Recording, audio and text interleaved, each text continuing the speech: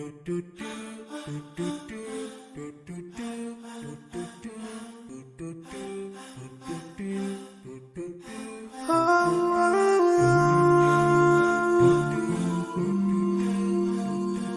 yeah.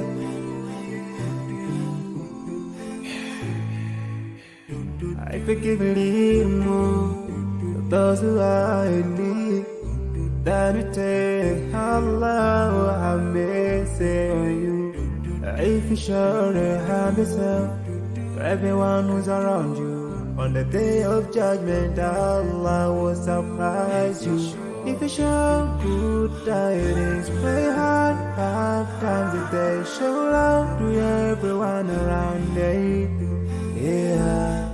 If you learn and teach others still on the day of judgment, I'm sure there is a place for people like you. If you please Allah every moment of your time and every single day of your life, there's a place for people like you. Oh, full of love. There's a place for people like you. Oh, full of happiness. There's a place for people like you. Oh, full of sweetness. There's a place for people like you. Oh, Jannah, Jannah, Jannah, Jannah, Jannah, Jannah, Jannah is the place for people like you.